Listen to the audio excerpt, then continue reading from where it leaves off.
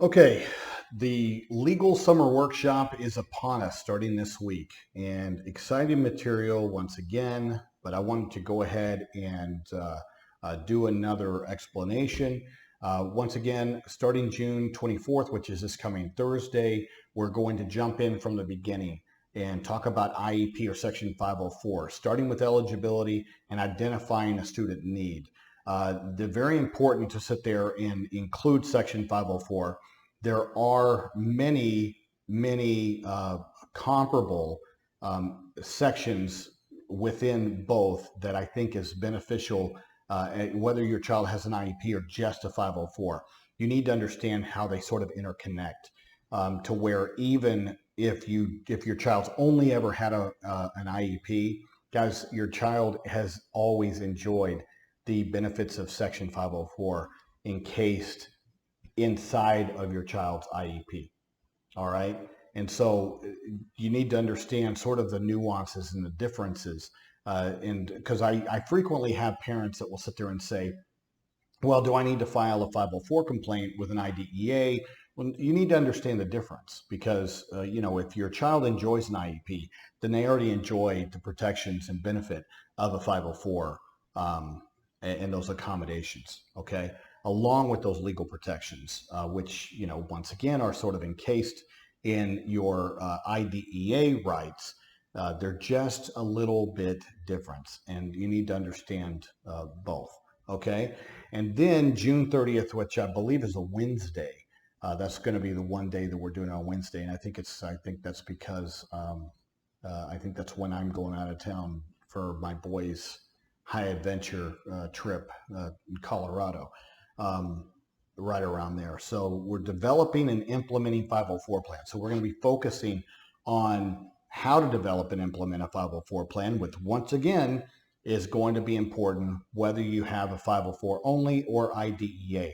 It is not a bad thing for you to understand both laws and how they interconnect. It is a good thing, especially if you want to gain more knowledge as an advocate, as a parent advocate, in being able to share information with other parents, and for you to be knowledgeable in your meetings.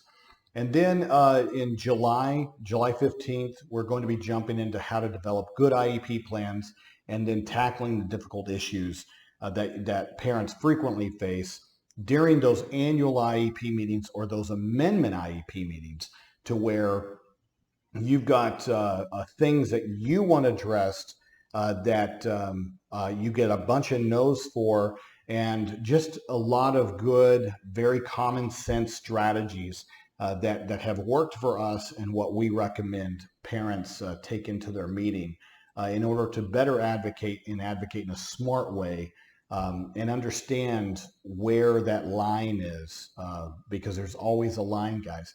And I don't care, you just can't change human nature. It is what it is. You just got to work within it. You got to know how to navigate around it. Okay. So, and what I mean by that is that there is a way for you to advocate in a positive way to where it isn't overkill. I have way too many parents that I have met over the years that I have even represented, that I try to sit there and explain the need to balance and not get into the cycle of overkill. The minute you get into that, then guys, you just now made things incredibly more difficult with regards to your ability to effectively advocate for your child, because you're working with other people here that have their own little piccadillies, guys. Their own intricacies. They're how they like to do things. This is a two-sided relationship.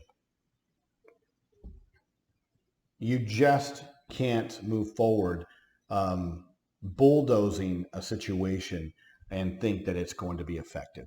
And so that's what we're dealing with on July 15th. And then July 22nd, the key considerations for implementing good IEPs. And, you sit there and you'll go, well, isn't that the same? No, developing a good IEP and then tackling the difficult issues surrounding how to achieve that is different than the key considerations for implementation. See, implementation would mean a finished product. And even that finished product could be an incomplete product. Let's say it's only 60% of what you would like to see in your child's IEP. So what do you do to make it better over the course of the school year? What would be the strategies behind that? And so what are the key considerations in implementing a good IEP?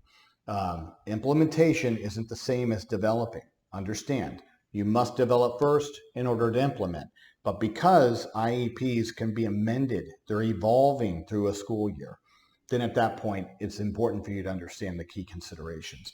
And then July 29th and August 5th, we are going to be tackling the functional behavior assessment, behavior plans, discipline, expulsion, those aspects, and understanding how we are still back in 2004 IDEA, guys, to where the rules on behavior plans and functional behavior assessments, we're still stuck in the Stone Age, so to speak, with regards to those definitions.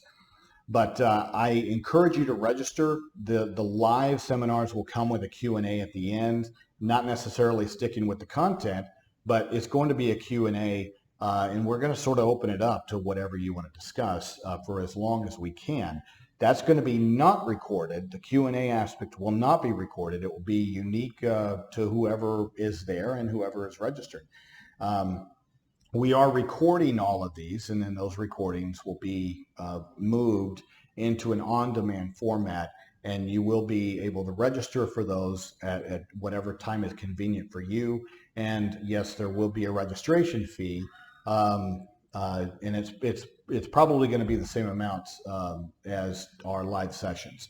And you know, I had made an error when I had first put that out because it still had, you know, the old amount from, you know, our prior in our PayPal registration, and we didn't catch it for like a day or two.